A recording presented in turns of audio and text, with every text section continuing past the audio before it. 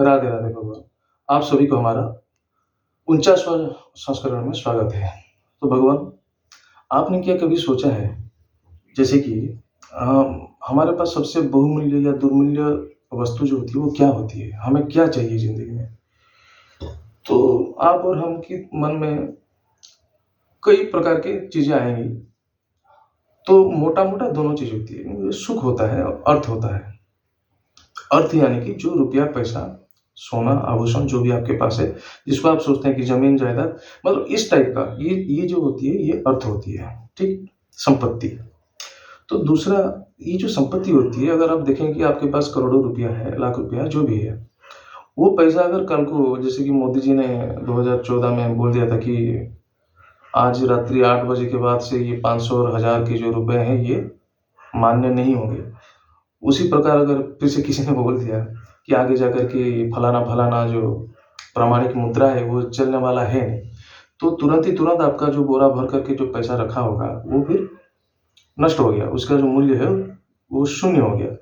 फिर आप जाकर के बदलवाएँगे, वो अलग मतलब मुद्दा है। मोटा-मोटा ये होता है कि अर्थ का जो आपके पास रहता है अर्थ, वो अर्थ आपका सुख नहीं है। सुख उसमें क्या है कि वो अर्थ को विनियोग करके आप जब कोई वस्तु खरीदते हैं, जो अंग्रेजी में बोले तो मटेरियलिस्टिक थिंग, ठीक?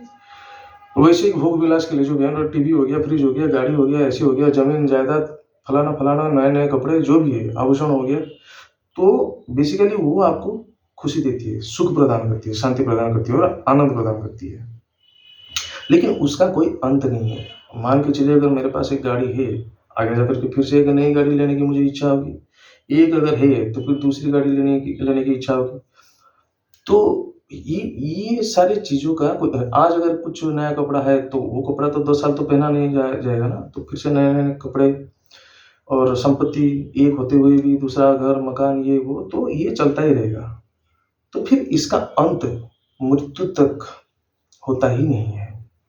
जब तक हमारी साँस ना छूट जाए, हमको सुख की प्राप्ति नहीं होती है। हमारे मन में इच्छा, कामना, ये जो लालच है, यही चीज़ बढ़ती जाती है। तो अभी आप जो है, जिसको अभी तक आप और हम, यहाँ तक मैं भी, जिसको हम सुख और खुशी का जो डेफ़िनेशन मान के चलते थे, वो है नहीं। तो फिर सुख क्या है? उसी को बोलते हैं परमानंद।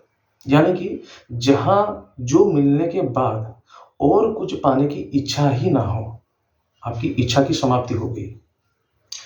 सुख का चरम सीमा आप पहुँच गए, उसके बाद और सुख की कोई परिभाषा है ही नहीं, कुछ रह ही नहीं जाता है, उसी को आप परम सुख बोलेंगे।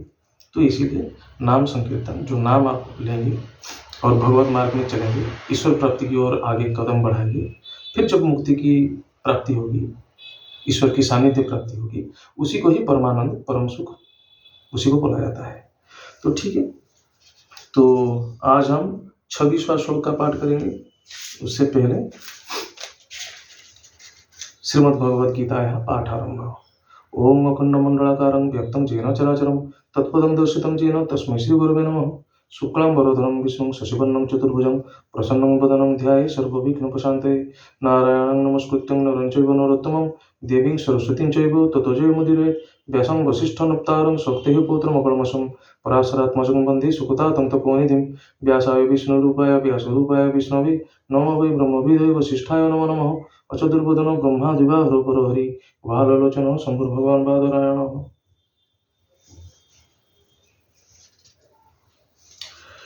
तो 26वां श्लोक में श्री कृष्ण जी बोल रहे हैं, ध्यान दीजिएगा।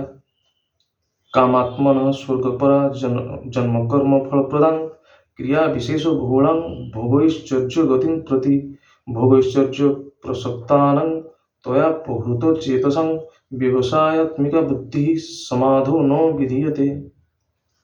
कर्मयोग के बारे में अभी श्री कृष्ण जी अर्जुन जी को समझा रहे हैं पिछले 2 श्लोक से, तो आगे वो समझा रहे हैं।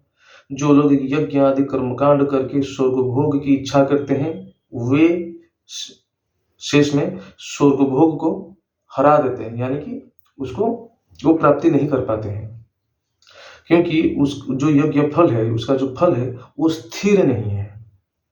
संपत्ति भोग में आसक्त होके समता ज्ञान को जो खो देते हैं, उनकी मोक्ष प्राप्ति नहीं हो पाती है। यहाँ की बोल रहे हैं कि वेद में जो कर्मकांड या यज्ञ कांड के बारे में लिखित है, वो वेद को बुरा नहीं बोल रहे हैं। उसमें बोल रहे हैं कि आप वेद को अगर फॉलो करते हैं, उसको अगर आप देख करके यज्ञ का जो कांड होती है, यज्ञ कांड वो सब करते हैं, तो उसके पीछे आपकी मनसा क्या है, उसकी कामना क्या है।